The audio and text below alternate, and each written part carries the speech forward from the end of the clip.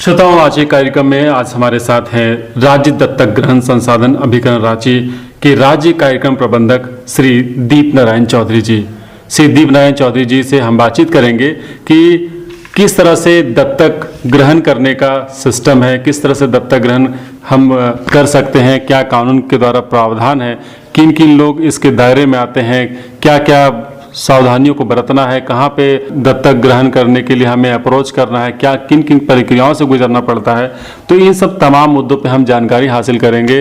राज्य कार्यक्रम प्रबंधक श्री दीप नारायण चौधरी जी से। तो सबसे पहले बहुत बहुत स्वागत है दीप नारायण चौधरी जी आज के इस हमारे कार्यक्रम में। धन्यवाद। तो जैसा कि आज हम बात करने वाले हैं दत्तक ग्रहण जुवेनाइल जस्टिस एक्ट के बारे में कि किस तरह से हम बच्चों को अडॉप्ट कर सकते हैं इस कानून के तहत। तो सबसे पहले आप हमें ये बताइए कि इस कानून के अंतर्गत प्रावधान क्या है और इस कानून के अंतर्गत कौन कौन लोग आ सकते हैं और अपना अडॉप्ट कर सकते हैं, बच्चों को अडॉप्ट कर सकते हैं। सर्वप्रथम हम यह जानेंगे कि जेजे एक्ट क्या है। तो जेजे एक्ट 2015 जिसे फुल फॉर्म होता है जुवेनाइल जस्टिस एक्ट, यह एक्ट 2015 से लागू हुआ है और पूर्ण रूप से अगर हम कहें तो यह 15 जनवरी 2016 से लागू हुआ। ऐसे तो किशोर न्याय अधिनियम जो है वो मूल रूप से 2000 ईस्वी में बना था, लेकिन कालांतर में कुछ घटनाक्रम ऐसा हुआ जिसके कारण 2006 में, 2011 में और 2014 में भी समय समय पर इसमें संशोधन हुआ है। तो हम आज जो बात करने वाले हैं कि कैसे सुरक्षित तरीके से हम बच्चा को गोद ले सकते हैं। तो जेजे एक्ट जो है, जेजे एक्ट के तहत ही एक एडॉप्शन रेगुलेशन 2017 जिसको दत्तक ग्रहण विनियम 2017 भी हिंदी में हम कहते हैं, धारा 19 के तहत कुल 3 वर्ष की सजा का प्रावधान है जो भी व्यक्ति अगर जेजे एक्ट का उल्लंघन करता है। तो हम यह जानना चाहेंगे कि अभी जो देखने को मिल रहा है, सबसे बड़ा सवाल उठता है कि कौन कौन से व्यक्ति जो हैं वो बच्चे को गोद ले सकते हैं। एक आमतौर पे हम ये देखते हैं दीप नारायण चौधरी जी कि जो दत्तक लेना चाहते हैं, जो पुत्र को अडॉप्ट करना चाहते हैं, तो वो आपस में घर परिवार के फैमिली वाले होते हैं, आपस में जिनके पुत्र नहीं होते उनको वो अडॉप्ट कर लेते हैं, वो ऐसे ही दे देते हैं, बिना प्रक्रिया को किए हुए ही दे देते हैं। तो वो उसमें क्या गलत है और उसमें क्या कानून इसमें भी लागू होता है? अभी इसमें जो अपने फैमिली से गोद लेते हैं वह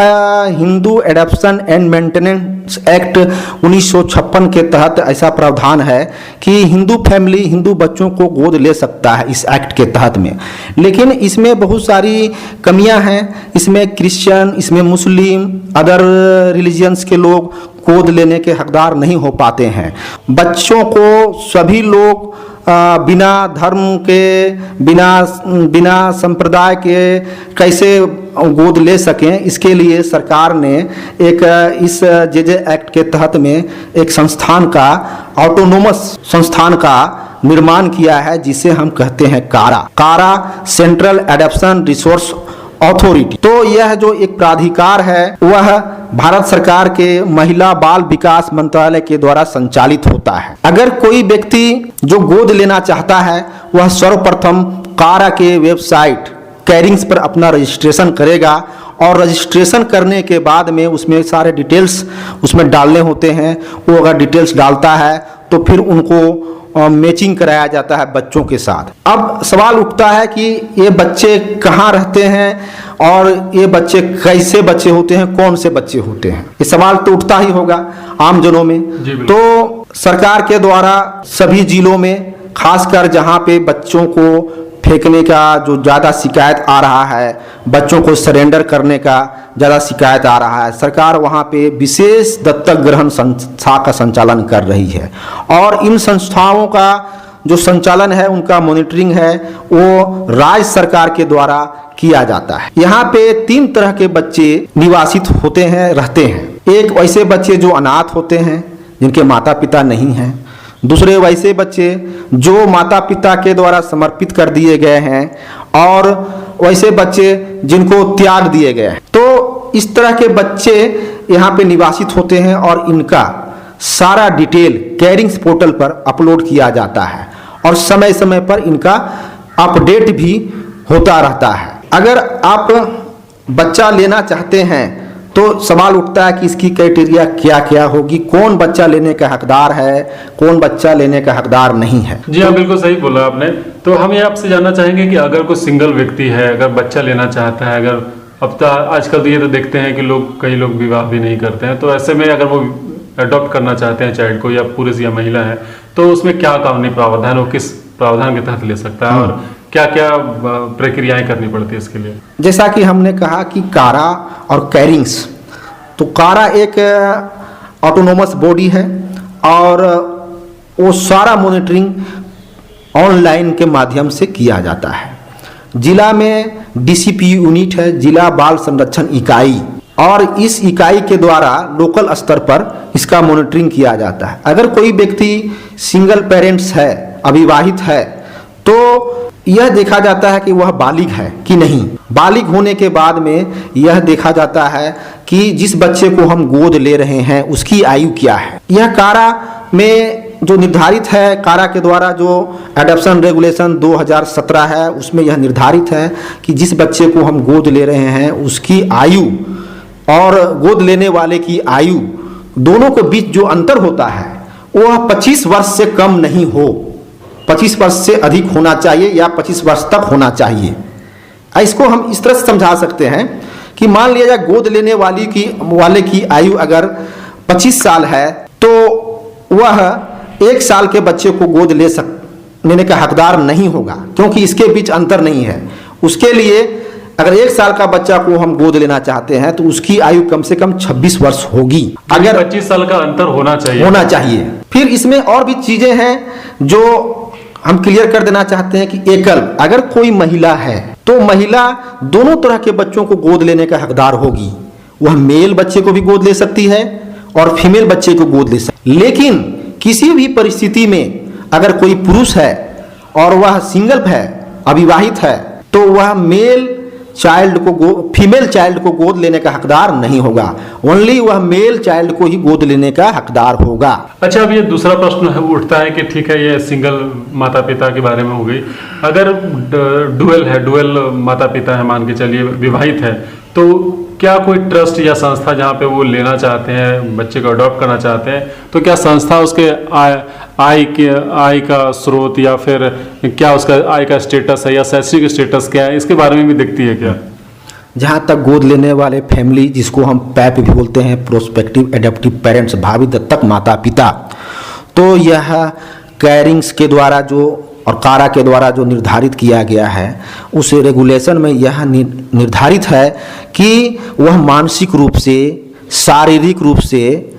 स्वस्थ व्यक्ति हो, उसे किसी तरह का गंभीर बीमारी नहीं हो और वह आर्थिक रूप से मजबूत हो। यह निर्धारित नहीं है कि उसकी इनकम जो है 1 लाख होना चाहिए, 2 लाख होना चाहिए, 3 लाख होना चाहिए, यह कहीं से निर्धारित नहीं है। लेकिन वह शारीरिक और मानसिक रूप से स्वस्थ हो, एडजस्टेबल हो, मतलब कि परिवार को चलाने लायक, बच्चों को देख रेख करने लायक, उसे ममता, उसे प्यार, उसे रहन सहन की पूर्ति करने वाला, हर तरह का देखभाल करने वाला व्यक्ति हो, यह एक तरह से निर्धारित है। यह मेन चीज फोकस है कि किसी गंभीर बीमारी से वह ग्रसित नहीं हो। अगर वह व्यक्ति गंभीर बीमारी से ग्रसित होगा तो जिस बच्चे को गोद लेगा तो उसको फिर वह कैसे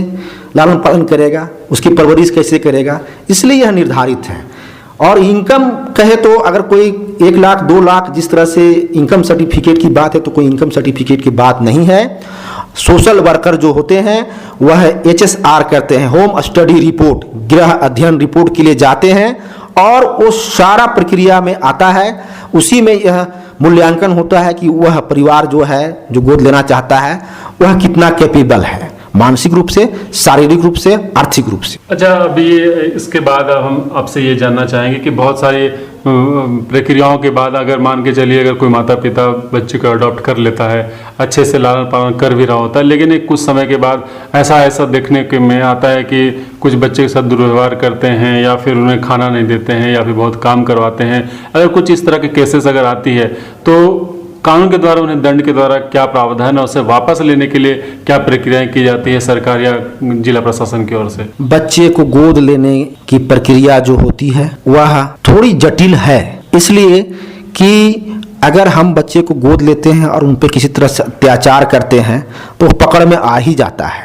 क्योंकि सभी जिलों में जिला बाल संरक्षण इकाई है और वह इकाई का दायित्व है कि हर एक 6 महीने में जाकर उसका फॉलो अप रिपोर्ट वहाँ से प्राप्त करे और उस फॉलो अप रिपोर्ट को कारा के द्वारा जो पोर्टल ऑनलाइन पोर्टल है कैरिंग्स उस पे अपलोड करता है और वह पोर्टल से कोई भी व्यक्ति देख पाता है कि वह बच्चा किस स्थिति में है, किस हालत में है। अगर उल्लंघन करने का मामला आता है तो फिर उसे कानूनन जो भी एक्ट है उसके तहत में बच्चे को वापस करने की भी प्रक्रियाएं होती हैं और उस बच्चे को संबंधित विशेष दत्तक ग्रहण संस्था में भी और बाल देखरेख संस्था में रखने का प्रावधान है। इसके बावजूद अगर कोई उल्लंघन करता है तो उसे क्या कानून के द्वारा क्या दंड के प्रावधान किए गए हैं, ताकि जो हमारे इस कार्यक्रम को जो सुन रहे हैं ताकि उन्हें भी इस तरह का मालूम हो और अगर उनके आसपास किसी बच्चे के साथ दुर्व्यवहार हो रहा हो तो वो भी इस तरह से जागरूक हो सके और कुछ कदम उठा सके ताकि किसी बच्चे पर दुर्व्यवहार ना हो सके। कम से कम 6 महीने का सजा तो है ही और उसमें धारा जो लगता है 420 का भी धारा लगता है, पुलिस पर निर्भर करता है और 120B जिसे हम कहते हैं कि वो अपराध करने का जो साजिश है उस पे भी आपराधिक षड्यंत्र जैसे धाराओं का उसमें प्रयोग किया जाता है। अच्छा, यानी कि कानून के द्वारा भी कई सारे कड़े कदम उठाए गए हैं ताकि इस तरह के लोग नहीं कर सके। अंत में हमसे ये जानना चाहेंगे कि अगर मान के चलिए कि कोई माता पिता है, अगर अनदर धर्म के बच्चों को वो गोद लेना चाहते हैं या फिर हिंदू धर्म के माता पिता क्रिश्चियन बच्चे को अडॉप्ट करना चाहते हैं या क्रिश्चियन फैमिली हिंदू बच्चों को अडॉप्ट करना चाहते हैं तो उसके लिए क्या प्रावधान है कानून के द्वारा? यहाँ जो भी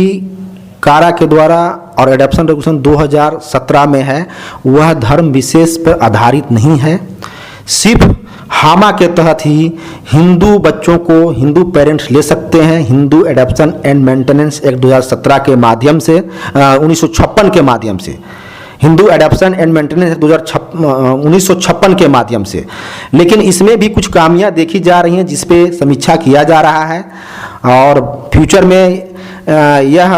संभावना है कि सिर्फ बच्चे को जो सेफ तरीके से गोद लेंगे वो कारा के माध्यम से ही लेंगे और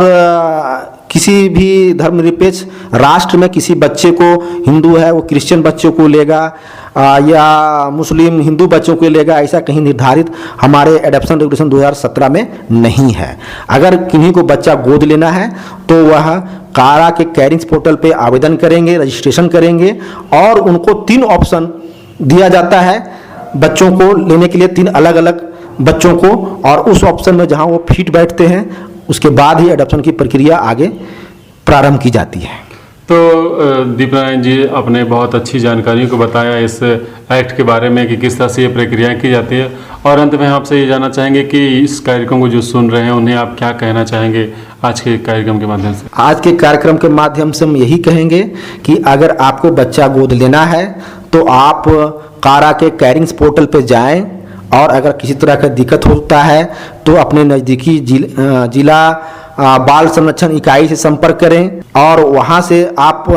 समझ सकते हैं कि कैसे ऑनलाइन करना है। उनके लिए पदाधिकारी बैठे हुए हैं और झारखंड में अभी 12 विशेष दत्तक ग्रहण संस्थाएं भी संचालित हैं जिसमें भी आप जा सकते हैं। वो विशेष दत्तक ग्रहण संस्थाएं हजारीबाग, खूंटी, रांची, दुमका, लोहरदगा, कोडरमा, जमशेदपुर, अन्य जिलों में लगभग 11 जिलों में अभी विशेष दत्तक ग्रहण संस्थाएं संचालित हैं, लेकिन जिला बाल संरक्षण इकाई 24 जिला में, झारखंड के 24 जिला में संचालित है और पूरे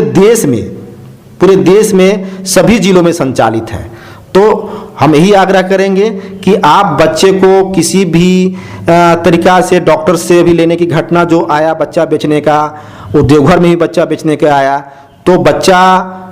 रखने के बाद 6 महीना साल भर रखने के बाद बच्चे को भी परिवार से लगाव हो जाता है और परिवार को भी बच्चे से लगाव हो जाता है। कानूनन चूंकि यह अवैध है बच्चे को वहाँ से हटाना पड़ता है। वैसी परिस्थिति में और भी दर्दनाक स्थिति होता है, बच्चा एडजस्ट करने में अपने आप को कठिनाई महसूस करता है। तो उनसे बचने के लिए आपराधिक जो षड्यंत्र का जो धारा लगता है उससे बचने के लिए आप सुरक्षित तरीके से